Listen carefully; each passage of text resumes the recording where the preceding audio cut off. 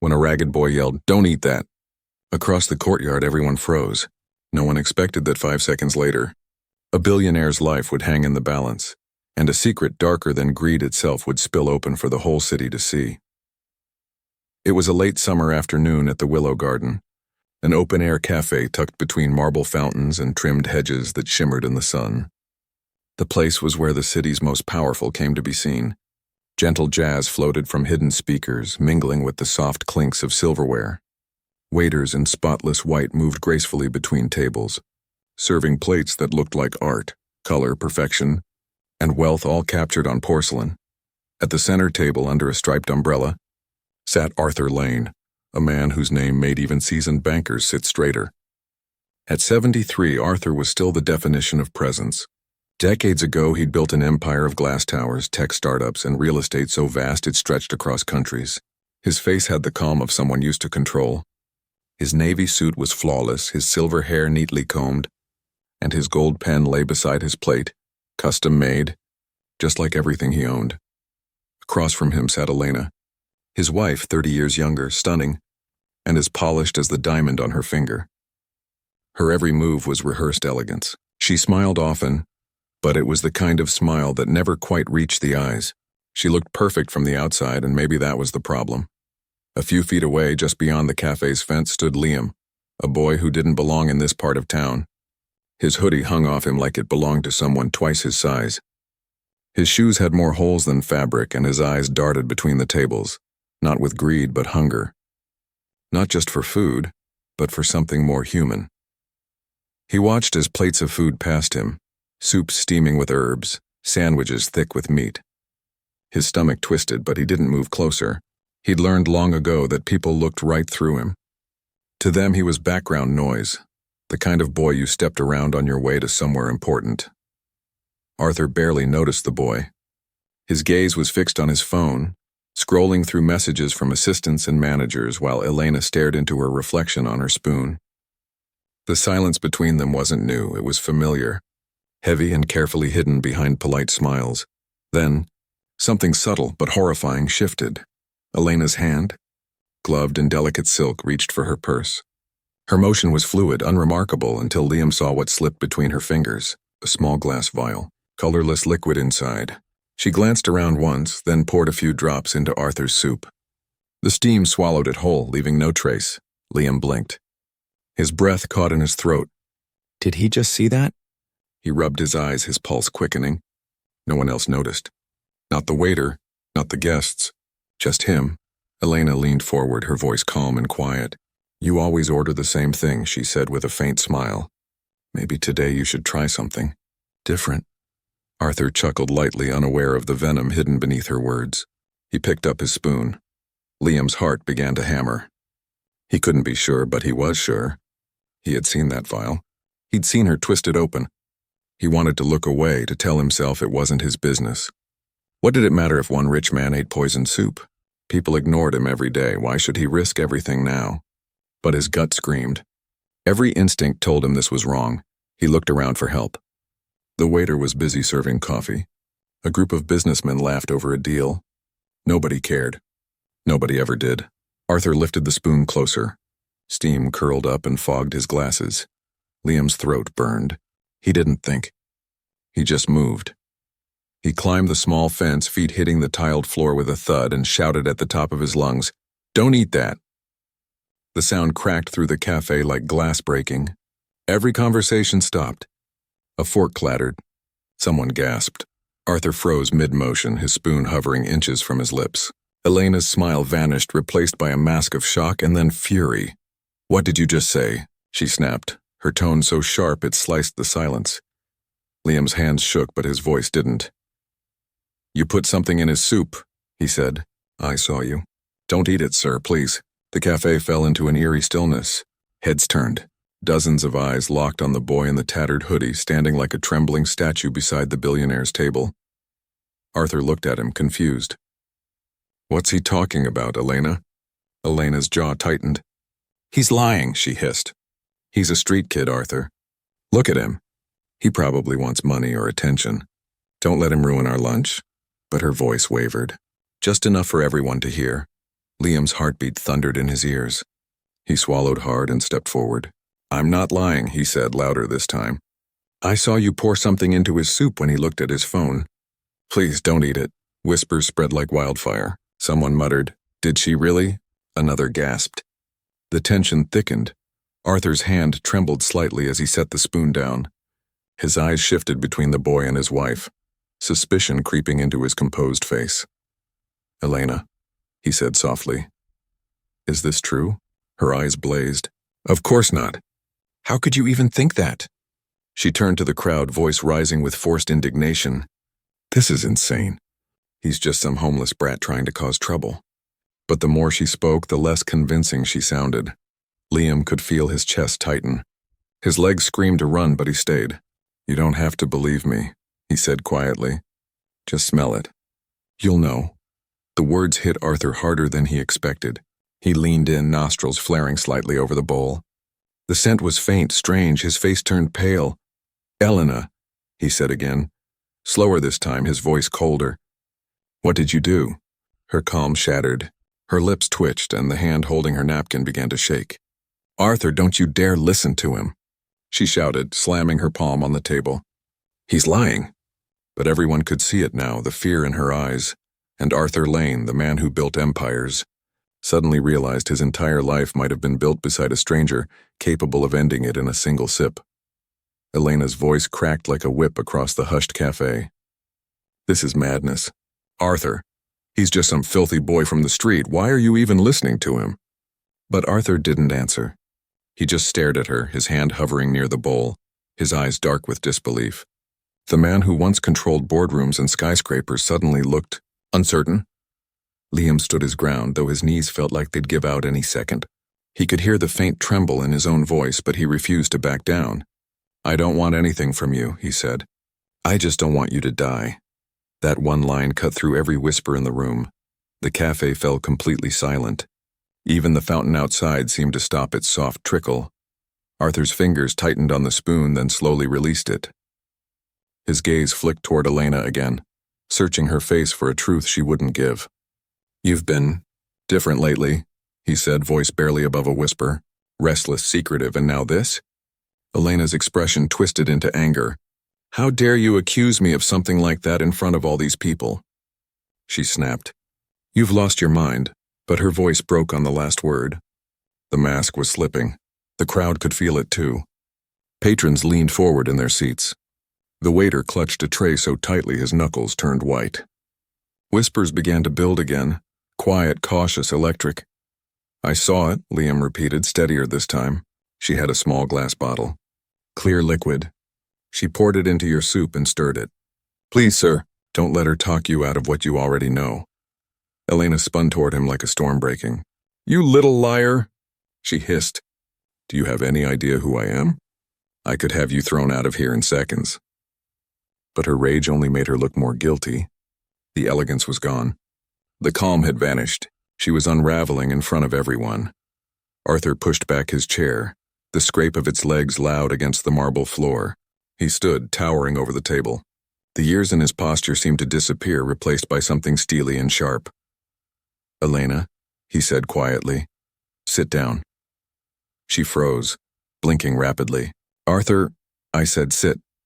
The words weren't loud, but the power in them made her obey.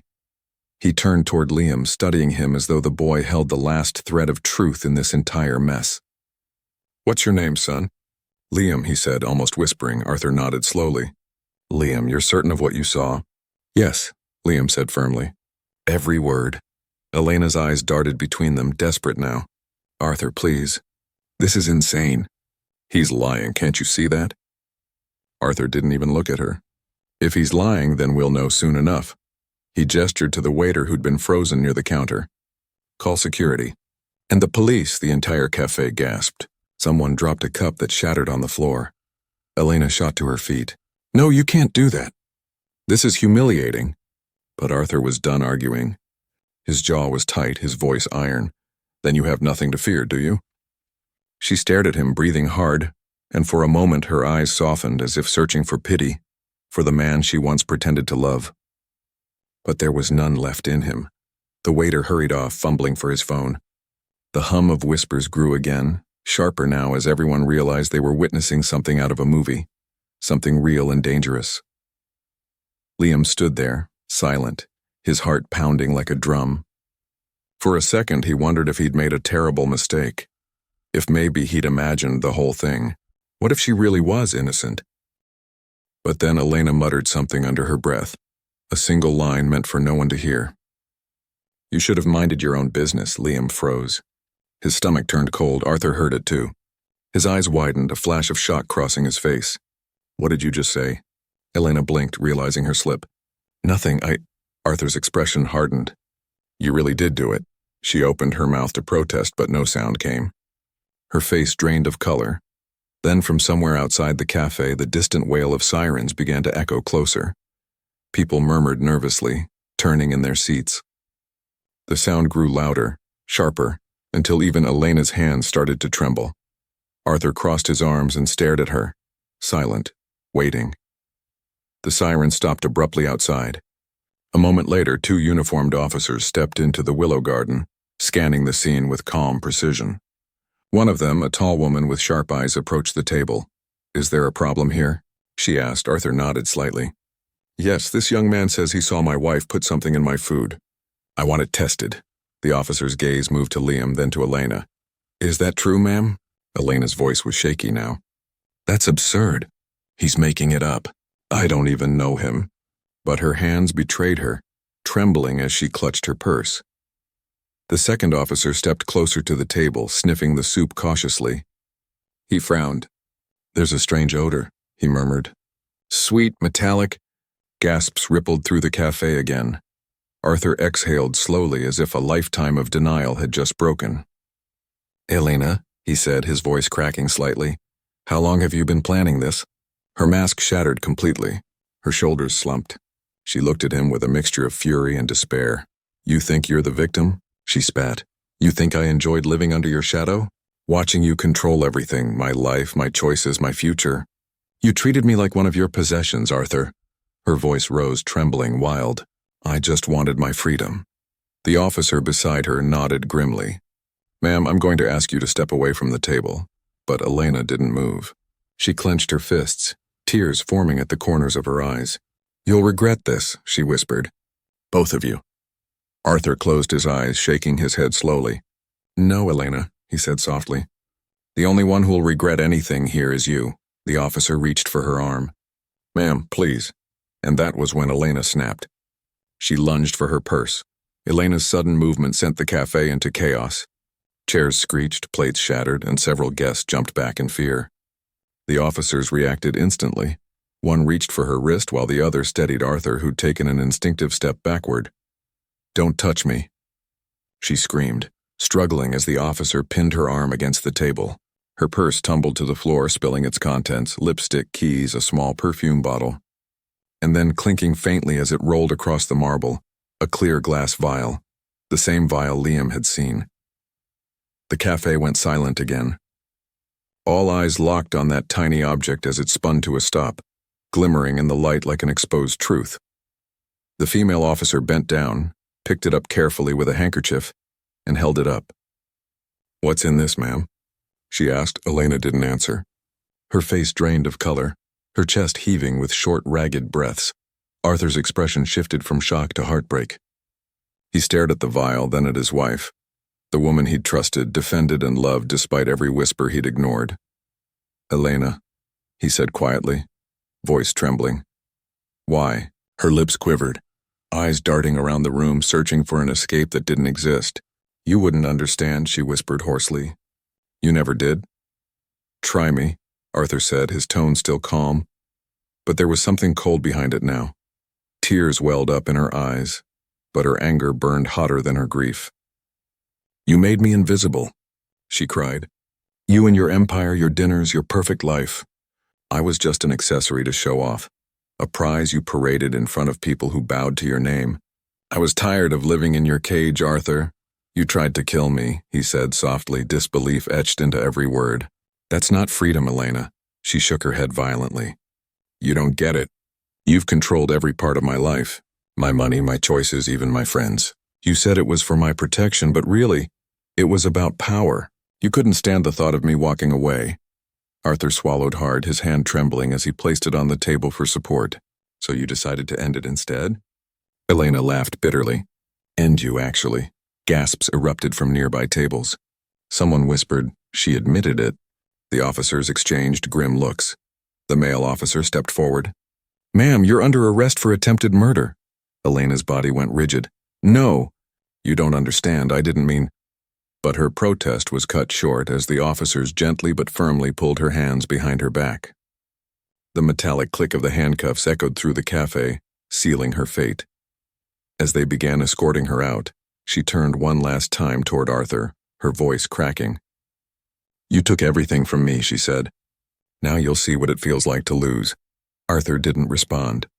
He just stared at her, eyes glistening. Not with rage, but something far sadder. The officers led her through the courtyard and out the gate. The murmurs of the crowd followed her like a shadow until the sound of the closing doors and the faint hum of a police radio faded away. For a long moment, no one spoke. Then Arthur slowly sank back into his chair. His hand brushed against the untouched bowl of soup and he pushed it away as if the sight of it made him sick. Liam stood there, unsure what to do, his breath still uneven. The adrenaline was fading, replaced by confusion and fear. Would Arthur blame him now, or thank him? He didn't know which was worse.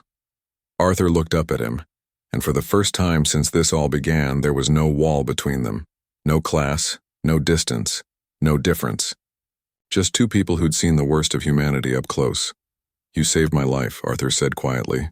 You have no idea what that means, Liam swallowed hard. I couldn't let her hurt you. I didn't even think. I just did it. Arthur gave a small, weary nod. Most people wouldn't have. The café was still full, but the air had shifted completely. The crowd that once whispered now watched in silence, as though they were witnessing something sacred, a moment where power and poverty, wealth and courage, met on even ground. Liam's hands fidgeted at his sides. I'm sorry I caused trouble, he murmured. I didn't mean to, Arthur interrupted softly. You didn't cause trouble, son. You stopped it. He motioned to the chair across from him. Sit. Liam hesitated, glancing around nervously. Are you sure? Arthur gave a faint smile, the first hint of warmth in his eyes. Yes. You've earned that seat more than anyone here. Liam sat slowly, the cushion soft beneath him, a small comfort he hadn't felt in months. His heart still raced, but it was no longer from fear. Arthur leaned forward, studying him closely. How long have you been out here? Liam shrugged, looking down. A while. I don't really keep track anymore. Arthur nodded, the weight of his years suddenly visible again.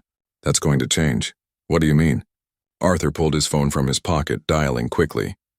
His voice was calm but purposeful as he spoke to someone on the other end. Yes, it's me. I need a favor. Send someone to the Willow Garden right away. There's a boy here who needs a place to stay tonight. Somewhere safe. I'll explain later. He ended the call and looked at Liam again. Help is on the way. Liam blinked, unsure how to react. I didn't do this for money or anything, he said quickly. I swear. Arthur chuckled softly, a hint of pain behind the sound. I know you didn't. That's exactly why I want to help. He took a deep breath and leaned back, eyes distant. You remind me of myself a long time ago. Someone who didn't have much but refused to look away when something was wrong. Liam looked up, surprised. You? Arthur smiled faintly. Believe it or not, I didn't always wear suits and own towers. There was a time I had nothing. But the choices I made then, they shaped everything. Liam nodded slowly, unsure what to say. Guess today was just one of those choices, he said quietly. Arthur met his gaze, his voice soft but full of conviction. And one of the most important ones I've ever seen. Outside, the sound of distant sirens faded completely, replaced by the gentle hum of the city returning to normal. Yet inside the Willow Garden, nothing felt normal anymore. The sun dipped lower, spilling gold across the cafe courtyard, glinting off the untouched silverware and the now cold bowl of poisoned soup. The tension had faded, but the silence that replaced it carried weight, like the air after a storm. Arthur sat quietly, the events still replaying in his mind, the shout, the accusation, the vial, the confession. Every detail carved itself deeper into him, until all that was left was one truth. If not for that boy, He'd be dead. Liam sat across from him, staring at his hands, unsure if he should say something or just leave quietly. The adrenaline was gone now, replaced by a strange mix of exhaustion and disbelief. Finally, Arthur spoke. His voice was low, measured, filled with something Liam didn't expect. Gratitude. "You know," he said, "for most of my life I believed power kept me safe. I thought if I had enough money, enough security, enough control, I'd never have to depend on anyone. But today," he paused, his eyes meeting Liam's. "Today I learned that sometimes the people we overlook are the ones who save us." Liam shifted awkwardly, cheeks flushing. "I didn't really save you," he mumbled. "I just saw something wrong and said something." Arthur smiled faintly. "That's what saving someone looks like, Liam. It's not always about grand gestures. Sometimes it's just the courage to speak when everyone else stays silent." The boy didn't reply, but his chest tightened with something he hadn't felt in a long time: pride. Moments later, a black sedan pulled up outside the cafe gates. A woman in a neat uniform stepped out and approached the table. "Mr. Lane," she said politely. "You called?" Arthur nodded. "Yes, this is Liam. He's going to be staying somewhere warm tonight. Make sure he gets food, a bath, clean clothes, and—" He hesitated, then added, "help him find something permanent. A home, a chance." The woman nodded, smiling kindly at the boy. "Of course," Liam's eyes widened. "Wait, you don't have to do that really. I'm fine. I'm used to being out here." Arthur leaned forward, his tone gentle but firm. "You shouldn't have to be. You've already proven you're worth more than most men I've done business with." Liam swallowed hard, his throat tight. He didn't know how to respond to kindness anymore. "Why are you helping me?" he asked quietly. Arthur took a moment before answering. His voice softened, almost wistful. "Because once someone helped me when I didn't deserve it. And because you reminded me what goodness looks like, something money can't buy, something power can't fake." The boy looked down, blinking quickly to hide the emotion creeping up his throat. Arthur glanced toward the cafe entrance, where curious patrons still lingered, whispering behind their hands. He raised his voice slightly, not out of pride, but so everyone could hear what came next. "You all saw what happened today," he said, "and I hope you remember it. Courage doesn't wear fine clothes. It doesn't sit at the best tables. Sometimes it's hungry, tired, and ignored. But when it speaks, the world should listen." The crowd went quiet again. This time it wasn't shock, it was respect. Liam shifted in his seat, eyes still down.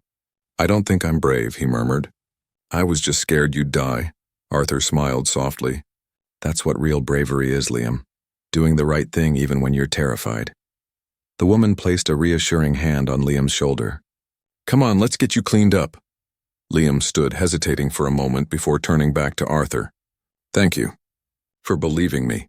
Arthur's gaze softened. "No, son. Thank you for saving me." As Liam walked away toward the car, Arthur watched him go, a strange calm settling over him. For the first time in years, he felt something that wealth had never given him: hope. He looked down at the table again. The soup sat there untouched, cold. A single drop of sunlight glimmered on the surface, and he pushed it farther away, as if closing a chapter of his life he'd been blind to for too long. Minutes passed. Slowly, the cafe began to return to life. The clinking of cups, the low murmur of conversation, but the air still carried the ghost of what had happened. Arthur picked up his phone, scrolling past the flood of business messages and congratulatory texts from people who'd already heard about the scandal. He ignored them all and typed a single note into his reminders app. "Call the foundation office. Start a new project, housing and education for street youth." He saved it. And for the first time in years, he smiled without forcing it. Outside, the sky was deep orange now, the last rays of sunlight reflecting off the cafe's glass windows. He could see Liam stepping into the car, turning back for one last glance. Their eyes met briefly across the courtyard, a silent exchange of something pure. Gratitude, maybe, or mutual respect born in the most unlikely moment. The car door closed. The engine hummed to life, and the vehicle rolled away slowly down the cobbled street. Arthur watched until it disappeared from view. Then he leaned back, exhaled deeply, and whispered to himself, almost like a prayer. "Sometimes," he said, "the smallest voices save the loudest lives." The words lingered in the quiet air as the fountain began to trickle again, soft and peaceful, washing away the chaos that had shaken the willow garden only hours before. That day, Arthur Lane lost his illusion of control, but he gained something far rarer. And Liam, the boy no one had ever noticed, walked away not just with a home, but with proof that doing the right thing, no matter who you are, can change a life, maybe even two.